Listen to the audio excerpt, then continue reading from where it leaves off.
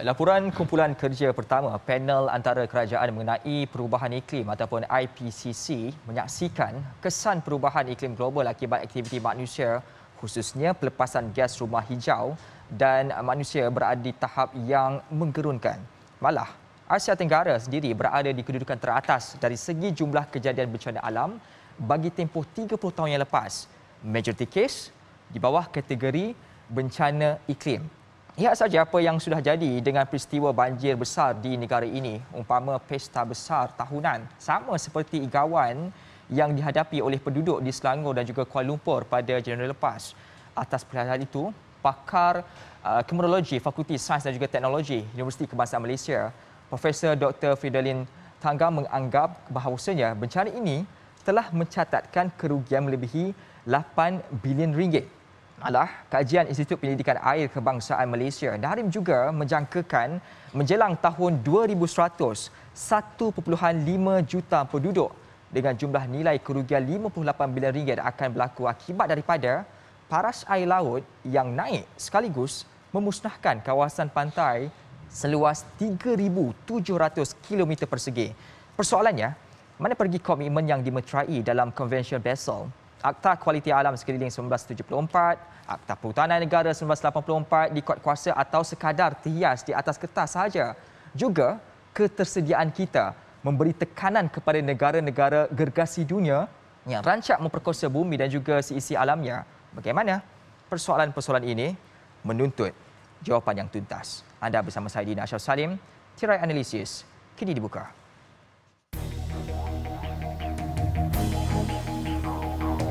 Please, this is a serious issue.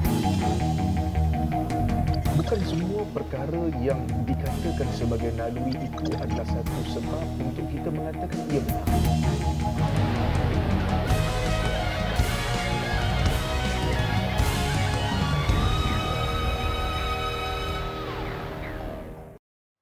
Assalamualaikum dan salam sejahtera. Anda bertemankan saya sekali lagi Dina Ashraf Salim. Hari ini kita bercakap soal bandar utama Malaysia bakal tenggelam 30 tahun lagi. Tak ada soal. Maka di studio hari ini saya bersama dengan individu yang kira layak untuk berbicara berkaitan tentang perkara ini. Sudah pun bersedia bersama saya, itu yang berbahagia Tuan Muhammad Helmi Abdullah, Ketua Pengarah Jabatan Meteorologi Malaysia ataupun Met Malaysia. Assalamualaikum, selamat datang Tuan. Waalaikumsalam. Terima kasih.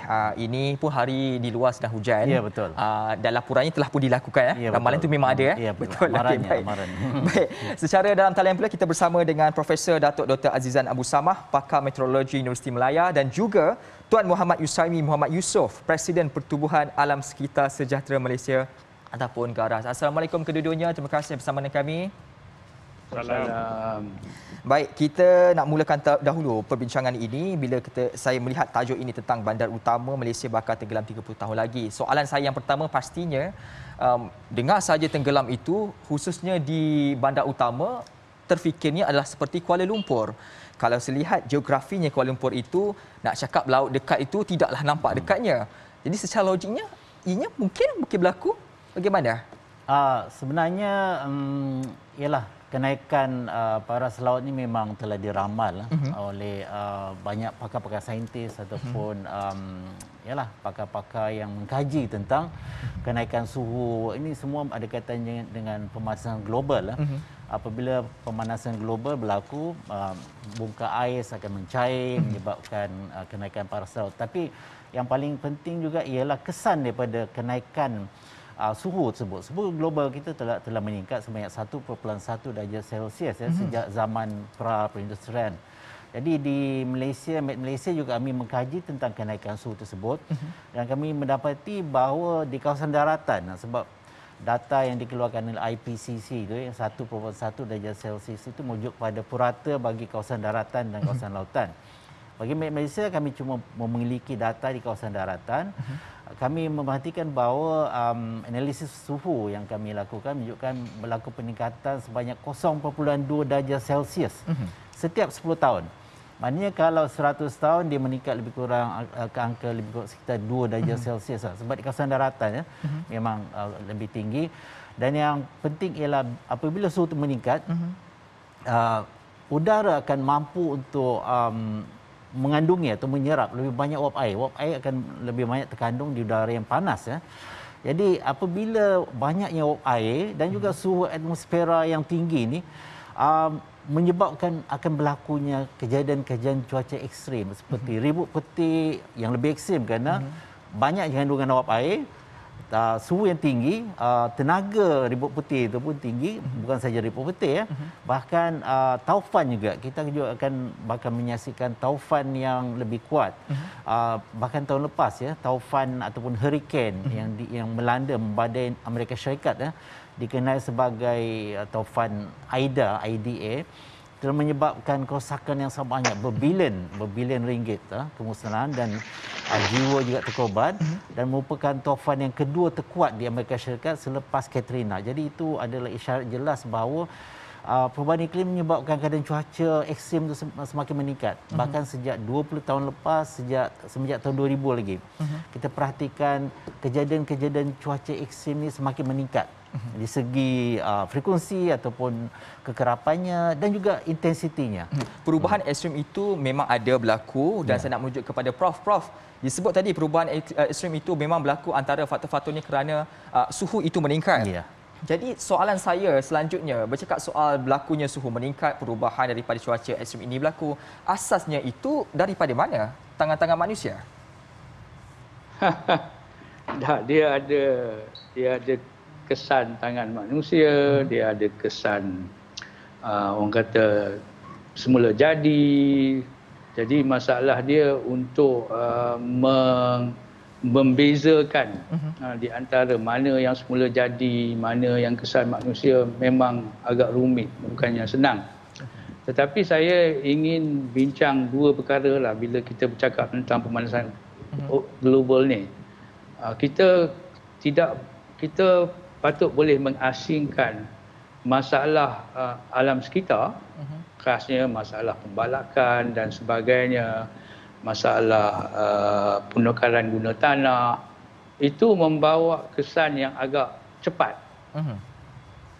Kalau dibanding dengan isu pemanasan global, kerana isu pemanasan global sebagai apa yang Tuan Helmi nyatakan ialah kalau kita nak bercakap tentang paras kenaikan laut ialah lebih kurang 3.4 mm setahun. Jadi kalau you kali dengan 100 tahun pun you akan dapat antara 3.3 meter ialah. Ataupun kalau ikut apa yang dibuat oleh Nahrim, dia kata by 2100 dia punya prediction the most will be 1 meter. Okey. Jadi kalau 1 meter Kuala Lumpur tak tenggelam. Kuala Lumpur ni 46 meter atas paras laut. Yang mungkin tenggelam, yang mungkin ni adalah mungkin KB, mungkin terjejas sedikit ataupun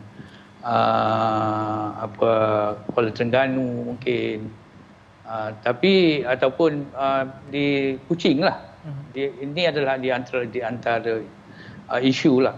Tetapi ini tidak menyatakan bahawa isu lain yang dikaitkan dengan kenaikan paras air sebagai air jadi payau, ini dihadapi oleh muar kerana air masin masuk ke dalam lagi. Ini kita kena buat barrage untuk Singapura buat barrage untuk Sungai Johor supaya air masin tak masuk. Ini samping-samping isu-isu sampingan lah. Kemungkinan air masuk sampai, bukan air masin masuk sampai dekat dengan Bestari Jaya yang sauk untuk Sungai Selangor tu. Jadi kalau air itu jadi payau, itu pun akan menjejaskan. Jadi kerajaan mungkin kena membina barrage, tidal barrage seperti apa yang terjadi di Johor. Jadi kesannya bukannya sebegitu saya kata sensasi lah. Saya tidak akan menyatakan bahawa 30 tahun nanti banyak bandar utama di Malaysia akan tenggelam lah.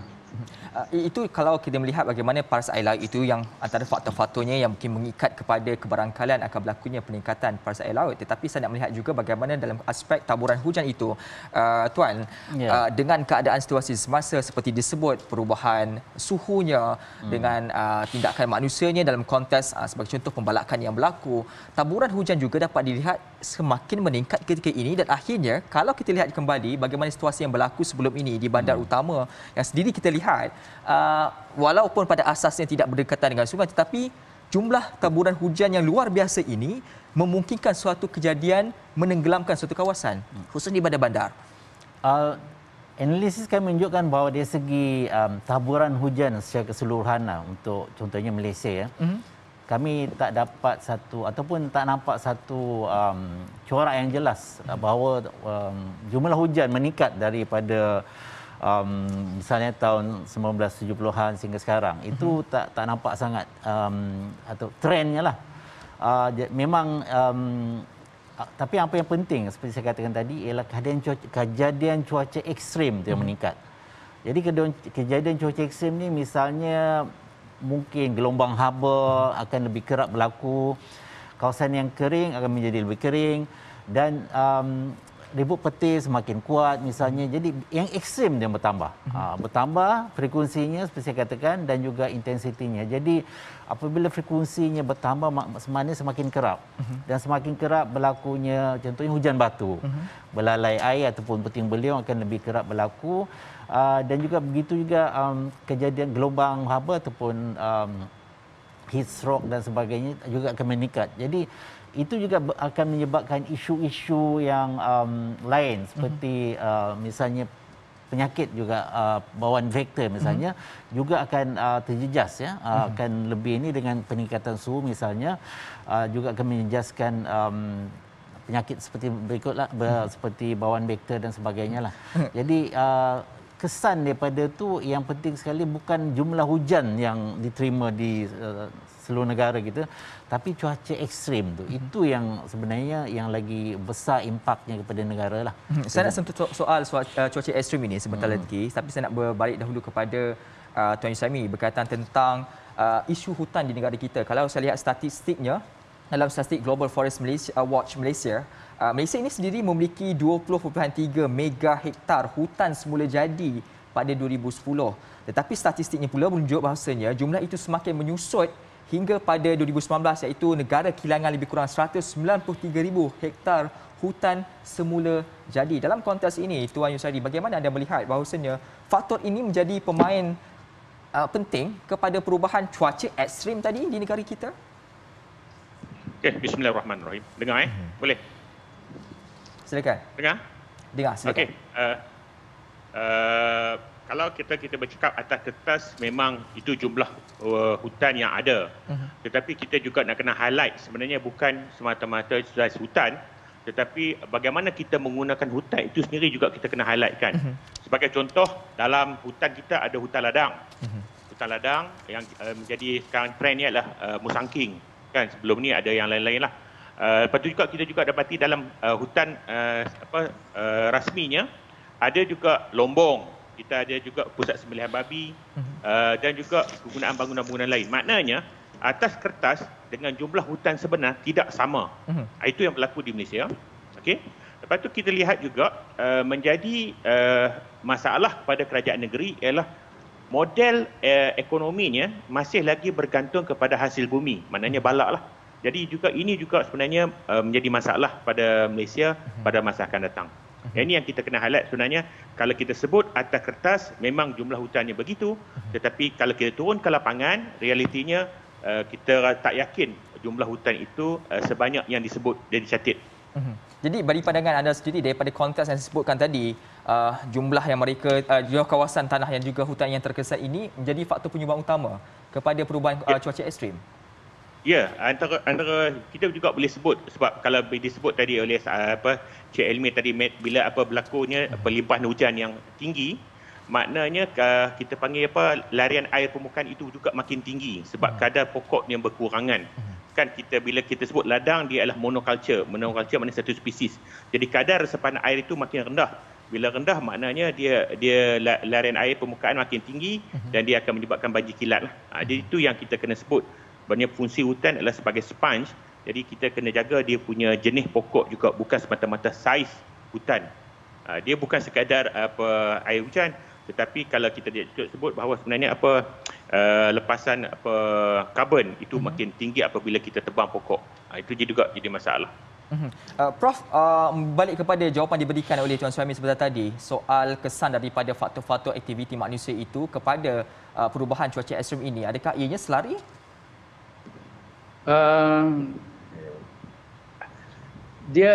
Dia cuaca ekstrim ni, dia punya driver dia bukannya hutan. Pertama. Tapi kalau hutan tak ada, kesan daripada cuaca ekstrim ini akan meningkat. Jadi adanya tidak ada hutan tidak mempengaruhi keadaan, katalah nak jadi hurricane dan sebagainya, dia akan terjadi, dia punya sistem lebih besar di mana hutan tidak mempengaruhi. Tetapi yang pentingnya bila dia terjadi, sebagai contoh bila terjadi hujan lebat di atas banjaran Titiwangsa, kalau tidak, dia akan meningkatkan, kalau tidak ada hutan, dia akan meningkatkan run off ataupun air larian. Air larian ni akan turun, dia akan boleh menghakirkan tebing, dia boleh menjadi landslide, dia boleh bawa habis puing-puing dengan balak-balak turun dan menghentam orang kata menghentam kat Bentong atau menghentam kat Keningau. Banyak-banyak kes yang kita hadapi yang berkait dengan isu pembalakan ataupun pembukaan tanah yang dibuat di kawasan banjaran. Tapi untuk menjadikan macam sebagai contoh 17 hari bulan ke 19 hari bulan Disember tu tak ada kena-mengena dengan hutan. Dia sistem tu telah berada di Laut Cina Selatan dah. Dan dia berkait dengan luruan monsun. Dan luruan ini berasalnya daripada Siberia lagi. Lepas tu dia turun, dia kutip-kutip air, lepas tu dia ada sistem tekanan rendah yang berada vortex, Borneo vortex yang ada di Laut Cina Selatan. Borneo vortex inilah yang akan masuk, yang menyebabkan hujan bukan macam ribut betis 3-4 jam, ni hujan sampai 48 jam, 72 jam. Dan inilah yang akan menyebabkan banjir. Saya harap itu boleh. Itu sajalah saya nak kata dulu. Kalau saya mendengar jawapan daripada Prof sebentar tadi, asasnya aktiviti-aktiviti manusia ini sebentar tadi tidaklah secara direct terus memberikan kesan kepada perubahan ekstrim itu.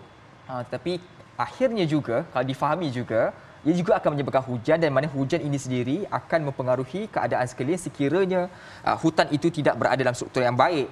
Maka keputusan akhirnya, ya ataupun tidak, boleh berlaku ataupun menyebabkan suatu kawasan itu tenggelam, dan juga akhirnya boleh menyebabkan mungkin bandar itu sendiri tenggelam daripada faktor ini. Saya rasa bukan bandar. Kuala Lumpur pernah menghadapi banjir 1971 di mana Kuala Lumpur tenggelam. Masa tu hutan banyak lagi. Baik.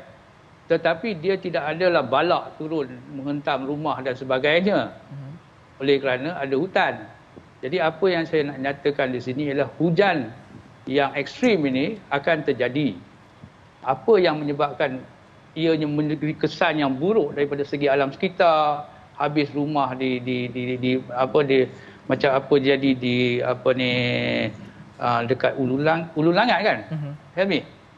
Itu semua betul. Adalah kerana kita telah mengurangkan serapan yang dibuat oleh hutan. Dengan itu air larian menjadi lebih kencang. Dengan itu banyak lagi hakisan terjadi, banyak lagi tanah runtuh terjadi.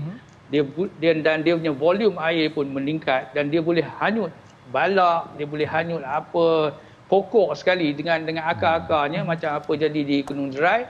Dan inilah dengan sedimen ni yang dengan selut dan sebagainya. You tengok selut yang terjadi di Ulu Langat ni, dia dekat lutut. Itu menunjukkan banyak mana kalaulah ada hutan, kemungkinan selut ini tidaklah sebegitu banyak, dan kemungkinan orang kata oleh kerana dia ambil momentum air itu dan dia memperlahankan momentum air itu, jadi kesan daripada banjir itu tidaklah teruk, tapi hutan tu tidak, apa yang saya nak kata, hutan itu tidak orang kata menghalang kejadian banjir. Banjir itu akan terjadi. Tapi sama ada banjir itu teruk atau tidak. Itu menjadi persoalannya berdasarkan daripada balat sebetulnya. Baik, kalau bukan kerana disebabkan faktor hutan ini yang dilakukan menyebabkan berlakunya peningkatan air itu berlaku dan juga cuaca ekstrim berlaku, kita nak meninjau apakah punca major kepada isu perubahan cuaca ekstrim ini. Semuanya akan dikongsikan selepas ini. Jangan ke mana, analisis berehat sebentar.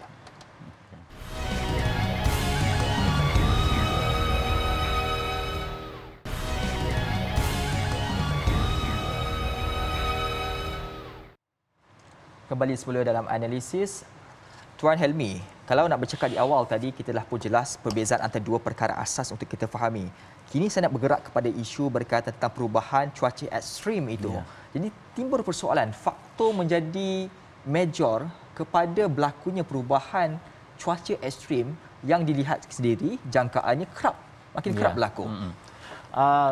Seperti saya katakan tadi, sejak tahun 2000 kami merhatikan bahawa peningkatan kejadian cuaca ekstrim ni dan juga dari segi peningkatan frekuensi, kita ada bilangannya semakin bertambah, semakin kerap ya. Dan juga intensitinya makin tinggi lah. Kita lihat bahawa dah banyak kita tengok hujan batu yang berlaku ya. Hujan batu yang dilaporkan. Selain itu belalai air, belalai darat, sejenis puting beliung yang semakin banyak kita nampak. Ribut peti pun semakin yang ekstrim tu semakin bertambah dengan angin kencang, banyak kerosakan yang berlaku kan. Jadi itu adalah petanda bahawa ianya bukan satu yang semula jadilah. Ianya disebabkan oleh perubahan iklim. Itu iklim kita ni yang telah diubah. Iklim yang dikenal sebagai iklim antropogenik. Maknanya adanya kesan daripada aktiviti manusia tu. Aktiviti manusia menyebabkan peningkatan gas-gas rumah kaca, GHG. Dan ini meningkatkan suhu global, dan suhu global itu meningkat seperti saya terangkan tadi, wap air di udara meningkat. Sistem-sistem cuaca ini mempunyai tenaga yang lebih.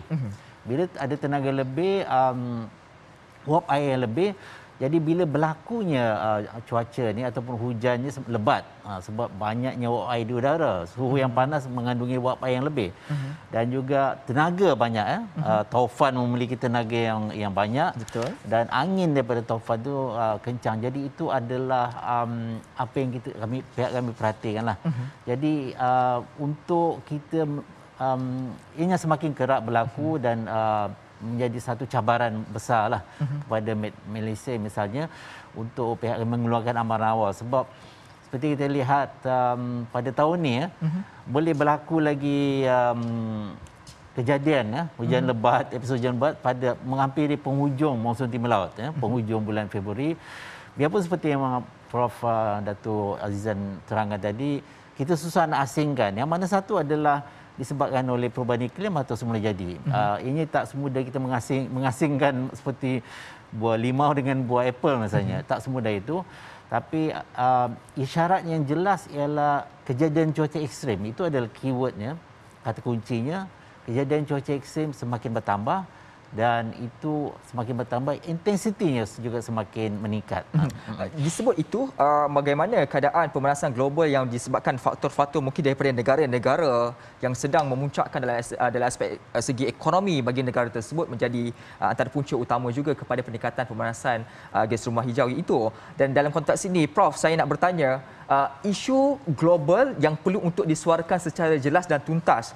Maka saya melihat bagaimana faktanya Malaysia tidak diundang pada sidang kemuncak pemimpin berkenaan iklim di Amerika Syarikat pada April tahun lepas kerana atas alasan kita bukan tergolong dari kategori negara yang terdedah kepada impak perubahan iklim yang ketara. Soalan saya, dalam konteks isu masalah berkaitan dengan global ini, bagaimana mungkin kita mahu menyuarakan tekanan kita kepada negara-negara global dunia untuk menyelesaikan mencari solusi terhadap isu masalah iklim ini?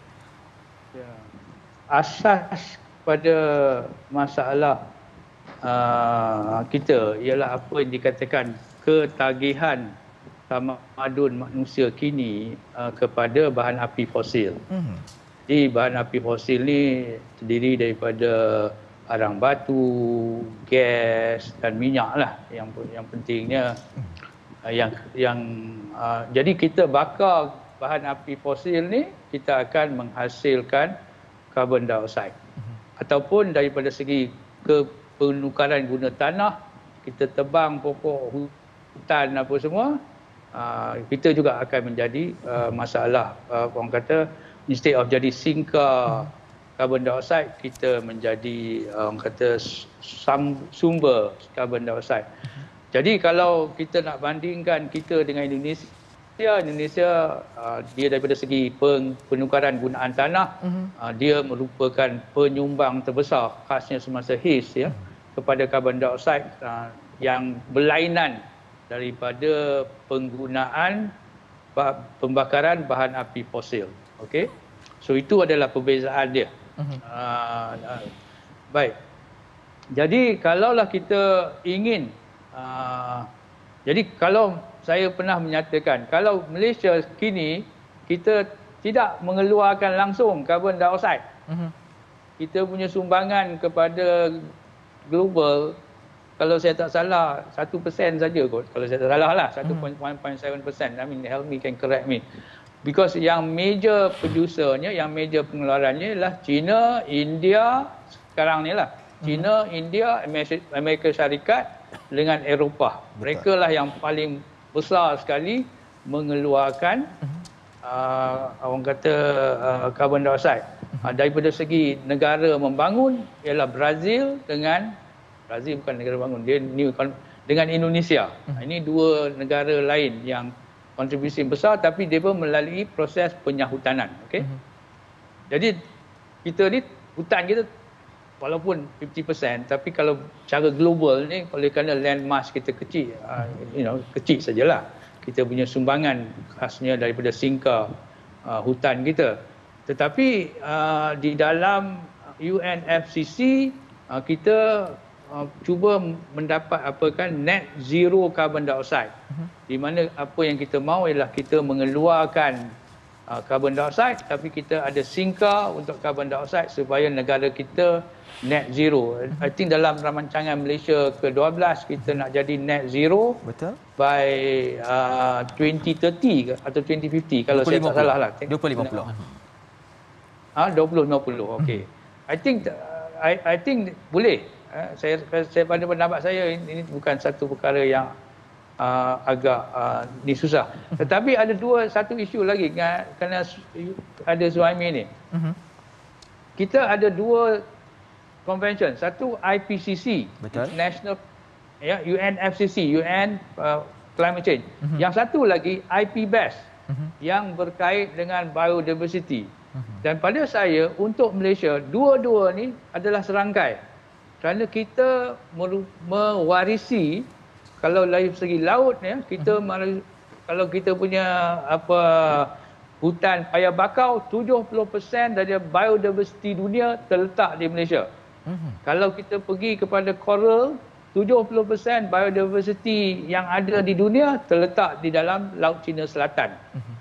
Jadi pada saya isu untuk menjaga alam sekitar dengan isu climate change untuk Malaysia, mungkin orang lain tempat, untuk Malaysia ini adalah berkait rapat.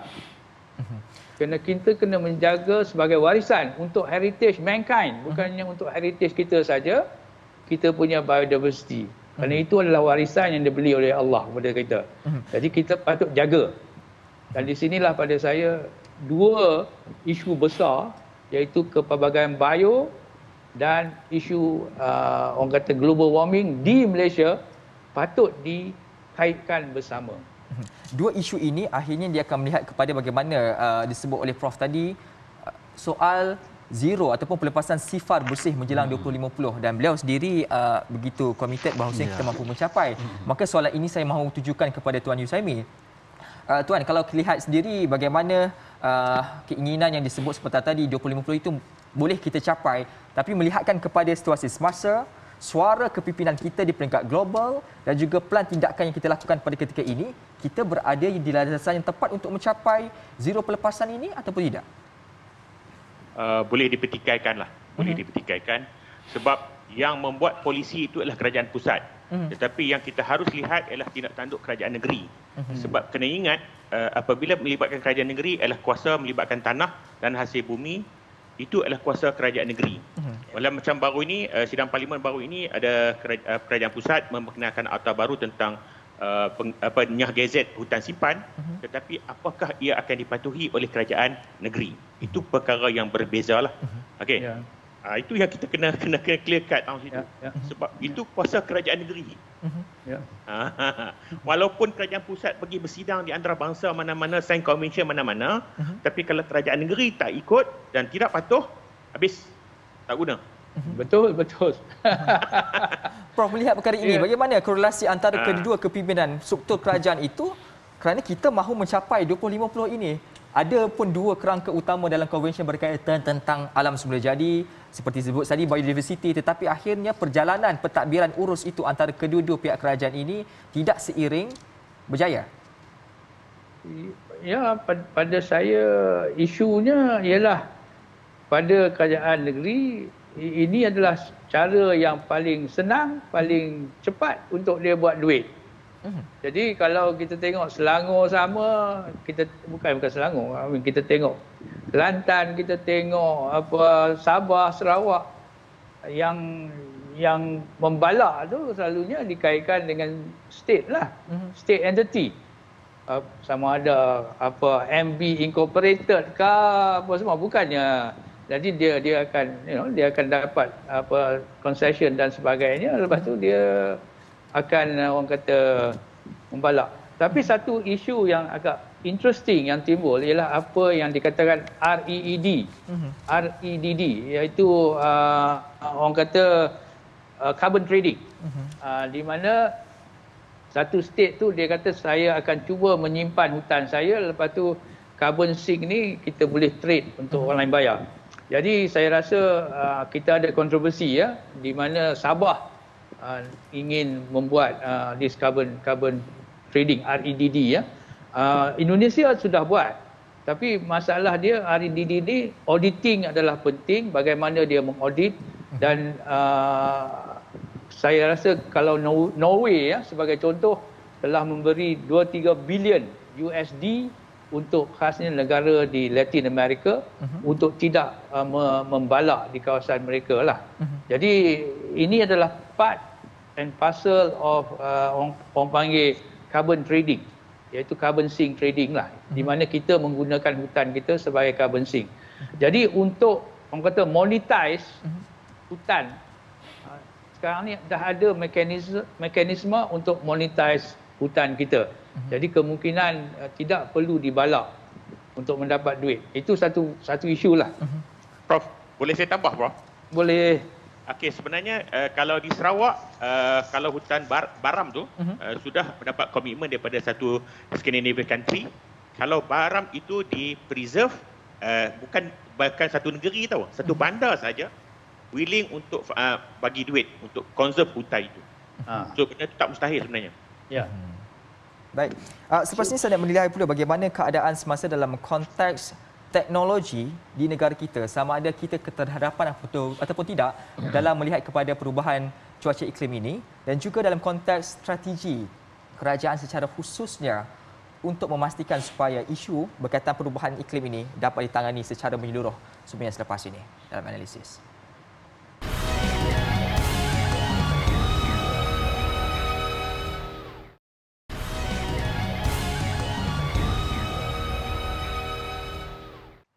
Kembali semua dalam analisis, kita masih lagi berbincang soal isu alam sekitar pada ketika ini. Saya nak terus kepada Tuan Helmi. Tuan Helmi, ini satu kenyataan pernah dikeluarkan oleh Tuan Helmi sendiri di awal tahun lalu berkaitan tentang satu perkara yang saya nak mendapatkan lebih kepastian.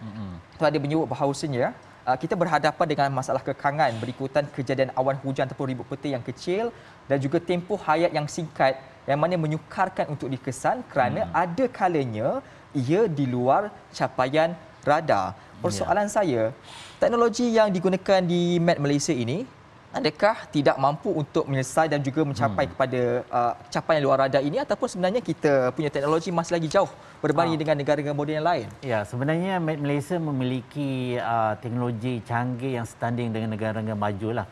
Kerana Malaysia merupakan anggota bagi Pertubuhan Meteorologi Sedunia. Jadi sudah semestinya sistem pencerapan, sistem pemantauan cuaca, sistem ramalan kami perlu memiliki standard ataupun piawaian tertentu. Kalau tak, pihak kami tak boleh mengeluarkan ramalan ataupun pencerapan untuk kawasan lapangan terbang misalnya. Sebab lapangan terbang kita juga digunakan oleh penerbangan daripada luar misalnya untuk mendarat, berlepas ya. Jadi ramalan pencerapan yang kami keluarkan tu perlulah ada standard ataupun piawaian yang mencapai tahap dunia. Jadi berbalik pada kisah tentang ribut peti ini adalah satu isu global sebenarnya. Ribut peti ini adalah satu fenomena cuaca yang berskala kecil.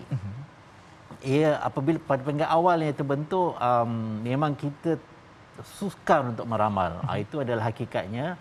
Biarpun dah lama kami lakukan kajian dan bekerjasama dengan kolaborasi dengan agensi-agensi tersohor dunia, misalnya dengan UK Meteorological Office untuk mengungkai permasalahan ini.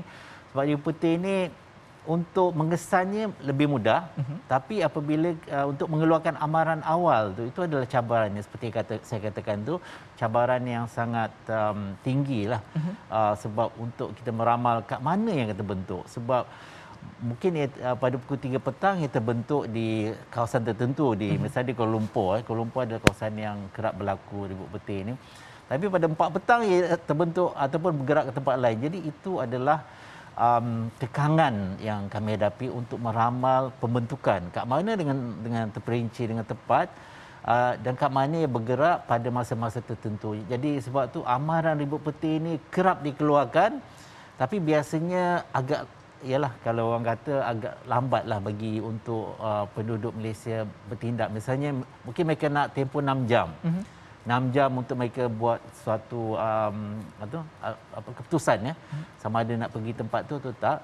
Tapi pihak kami cuma mampu untuk mengeluarkan apabila ianya dah hampir berlaku ataupun dah berlaku. Itu adalah hakikatnya, dan ianya memang buat masa ni pengetahuan meteorologi belum dapat lagi yang setakat ni belum dapat lagi menyelesaikan atau adanya. Kalau kita mengambil contoh negara-negara lain, adakah ada juga negara mengalami masalah yang sama dan berjaya untuk menyelesaikan perkara ini? Ya, negara-negara lain pun menghadapi masalah sama seperti saya terangkan tadi. Negara seperti United Kingdom, kami ada kolaborasi. Juga negara seperti Hong Kong misalnya, pada musim panas mereka juga, sistem cuaca mereka juga seperti di Malaysia ya. Adanya ribut peti yang berlaku dan mereka mengakui. Begitu juga rakan-rakan kami di Jepun di Japan Meteorological Agency, agensi meteorologi Jepun juga menceritakan hal yang sedemikian. Sebab ribut peti ini kecil. Awannya pada peringkat awal adalah awan kumulus yang sangat kecil, kurang dia cuma beberapa ratus meter saiznya. Jadi radar pun pada peringkat awal sukar untuk mengesan ya. Tapi apabila ia membesar, barulah kita nampak tompok-tompok terbentuk pada image radar tu. Jadi apabila kita keluarkan amaran ribut peti ini, memang dah agak lambat lah, sebab ianya dah mula terbentuk. Dan juga sukar untuk pihak kami mengatakan contohnya negeri mana yang akan mengalami ribut peti dengan lebih ekstrim, lebih banyak ya. Mungkin hari ini kita nak meramal besok, contohnya Selangor yang akan mengalami ribut peti, kawasan mana, kawasan baratnya. Itu sukar untuk dilakukan. Itu memang sukar dilakukan. Disebabkan kesukaran ini juga, disebabkan faktor teknologi yang mungkin kita tidak dapat mendapatkan makluman ataupun kesimpulan secara tuntas dan cepat. Maka persoalan ini saya nak ajukan kepada Tuan Yusaimi berkaitan tentang pengurusan krisis cuaca itu di Malaysia. Kita sedia maklum, memang sukar untuk mendapatkan maklumat lebih awal, tetapi dalam konteks menguruskan krisis itu, strategi yang telah dilakukan oleh kerajaan ini adakah sejajar dengan keperluan dan juga memudahkan masyarakat untuk melakukan pelan tindakannya? Okey, kalau kita melihat cadangan pengurusan ini, sebenarnya sudah banyak kali, acap kali kita berbicara. Dan dia akan lebih lantang, lebih kerap selepas banjir. tetapi pelaksanaannya selepas beberapa tahun hilang macam tu je. Macam dibuai angin, dibuai diribut jugalah senang cakap. Itu juga yang masalah di Malaysia kan. So kalau lepas ribut, lepas banjir, semua orang akan sembang benda yang tu.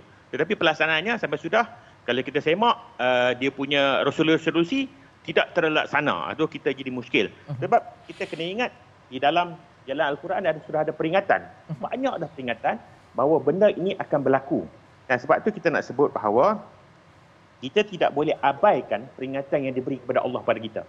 Kan kalau kita sebut kadar hujan, Allah dah sebut dah kadar hujan itu berapa, kadar serapan tanahnya berapa. So kita kena ingat. Jadi kita tak bolehlah nak meletakkan bahawa segalanya kepada gadget. Sebab gadget ni kadang dia punya mungkin rendah tetapi dia akan breakdown dan sebagainya.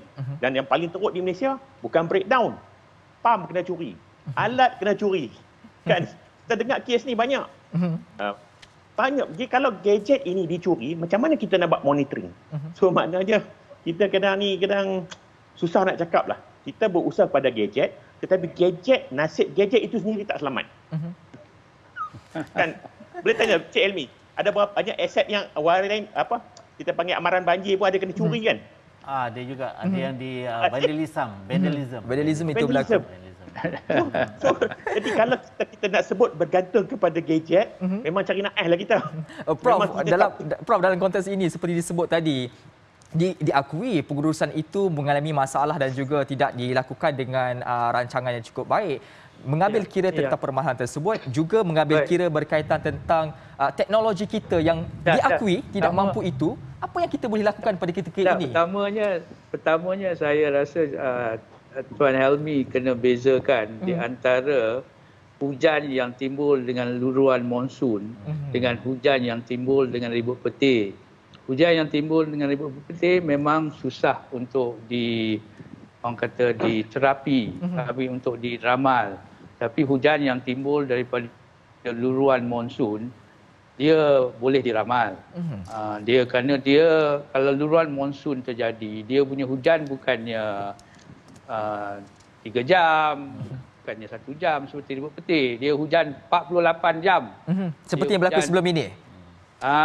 Jadi masalah yang saya nak bangkitkan di sini ialah kita boleh dan kita boleh ramal, kita boleh tengok GFS ramalkan sampai 7 hari ke hadapan. Ini sistem ni adalah sistem besar. Jadi bukanlah macam hurricane tapi mini hurricane lah katanya. Dia punya kuasanya tidaklah segitu kuat. Jadi itu utamanya. Dan saya lihat daripada GFS, daripada Nile School, daripada The American punya model, dan saya rasa daripada Met Service WARF model pun, sistem ni boleh diramal dah.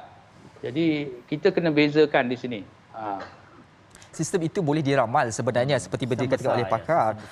Oleh pakar kita daripada Profesor Ini sendiri, Tuan Helmi, disebut tadi ianya boleh diramal. Jadi persoalan saya kepada Met Malaysia, adakah Met Malaysia ini hanya bersemata-mata skop kerja itu melihat kepada kajian awal ataupun ada terlibat sekali berkaitan tentang pelan perancangan untuk menguruskan sesuatu kejadian iklim itu berlaku? Sebenarnya Met Malaysia, kami melakukan pemantauan keadaan cuaca seperti yang Prof katakan tu, memang kalau sistem besar luruan monsun tu memang satu sistem berskala besar lah. Sebab tu apabila tiba musim monsun timur laut, pihak kami dapat mengeluarkan amaran tu lebih awal. 1 hingga 3 hari. Banding dengan yang saya cerita tadi tu adalah ribut petir, sebab persoalannya adalah tentang ribut petir pada hingga awal lah. Tapi sistem yang besar ni hampir sama dengan sistem yang dialami oleh negara-negara beriklim sederhana. Frontal system, misalnya sistem perenggan yang bergerak, kita boleh pantau melalui image satelit, melalui image radar misalnya, dan boleh modelkan. Maknanya model-model komputer ni mampu untuk meramal sistem-sistem besar. Begitu juga luruan monsun. Memang boleh diramal, tapi ada juga ketepatannya, dia bergantung pada keadaan juga. Ada kalanya sistem tersebut adalah sistem yang orang kata straightforward lah. Mudah untuk, kerana ia sistem yang tipikal. Mudah untuk diramal, kesannya kat mana berlaku mudah. Tapi jika ia berlaku dengan kombinasi dengan sistem lain, misalnya pada tahun lepas, adanya taufan Rai yang di kawasan yang berdekatan. Adanya sistem yang seperti Profesor katakan tadi, Borneo Vortex, sistem tekanan rendah. Dan pada masa sama adanya lurah monsun. Ketiga faktor tu berinteraksi memberikan cabarannya itu sendirilah untuk sama ada sebab masing-masing ada kesannya. Taufan tu ada kesannya pada luruan tu. Sistem tekanan rendah pun dipengaruhi juga oleh luruan. Jadi memang cabaran ia bergantung juga pada situasi itulah. Bukan semua mudah diramal. Ada yang tipikalnya memang mudah diramal. Ada juga yang suka diramal. Ada yang cuma kita mampu keluarkan amaran 1 hari sebelum berlaku. Dan kita pun sukar untuk menganggap ataupun meramalkan kawasan mana yang lebih teruk terjejas. Itu pun satu cabaran. Saya memahami cabaran-cabaran dialami oleh Met Malaysia ini, tapi asasnya kita sudah pun berganjak berpuluh tahun ke depan dan perkara ini bukan perkara yang baru. Apa pula solusi terhadap cabaran-cabaran ini selepas kita sudah masuk tahun 2022? Semuanya selepas ini. Jangan ke mana-mana. Ya.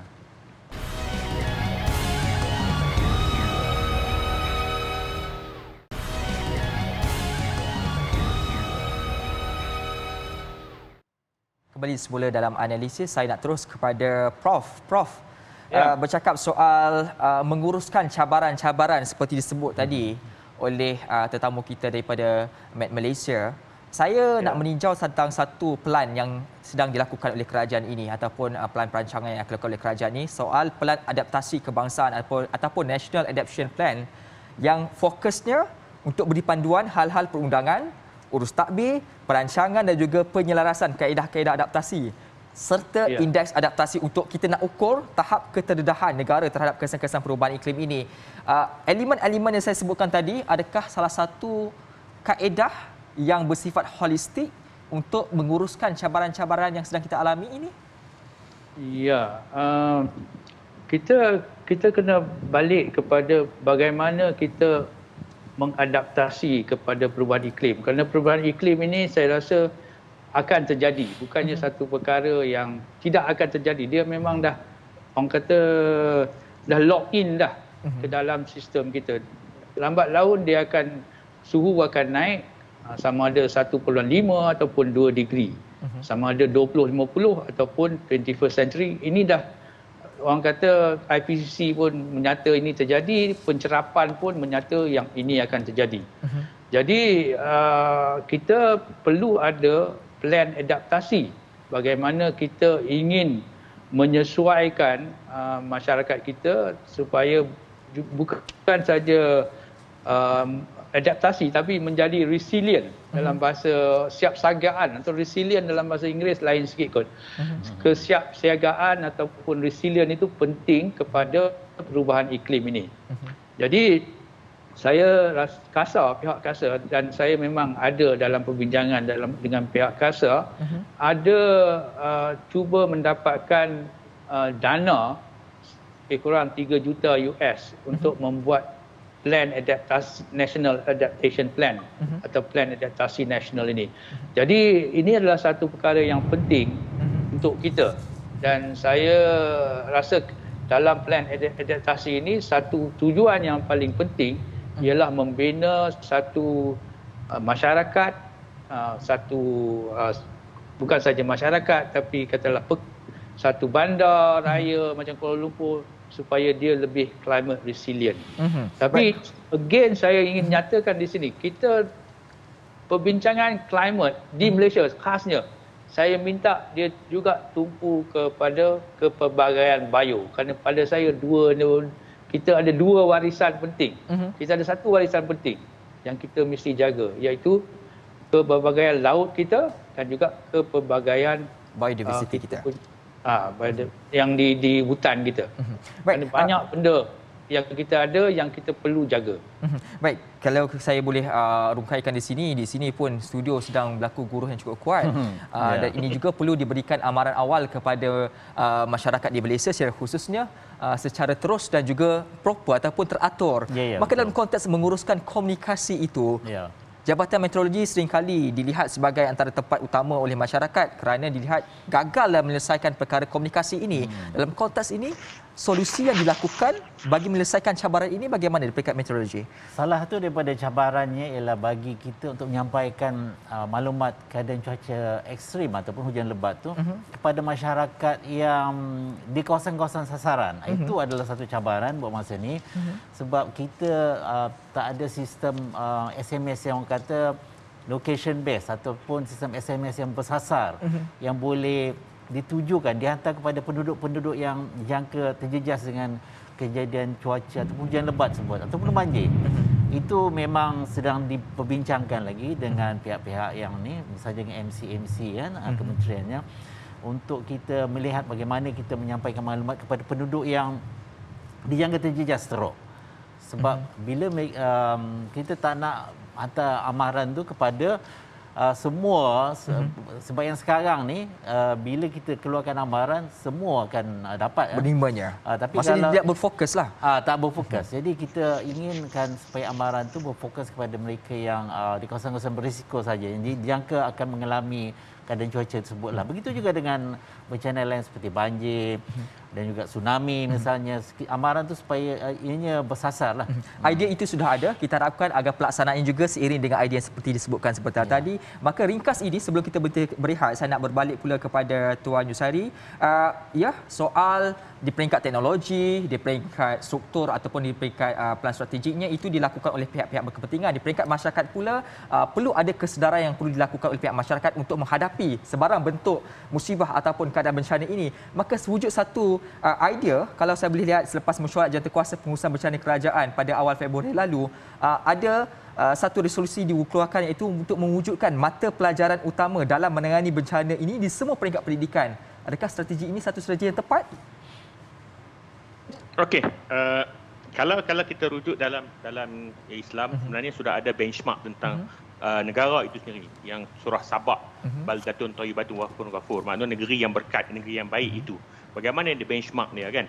Tetapi kita nak sebut juga di sini bahawa benchmark untuk kita capai satu benchmark ini, dia kena bukan sekadar bersikap daripada atas ke bawah, top down, tetapi juga mesti juga di peringkat masyarakat itu sendiri.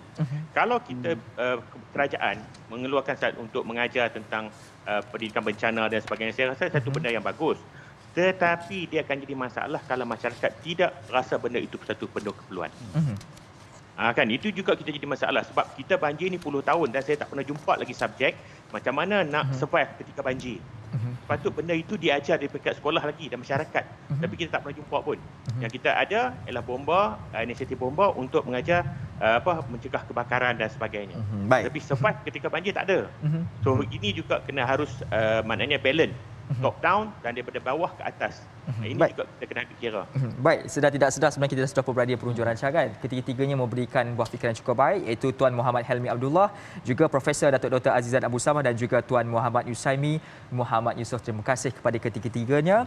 Baiklah saudara, benar, revolusi peredaran zaman itu berkehendakkan pemodenan dalam segenap aspek kehidupan, termasuk soal pembangunan.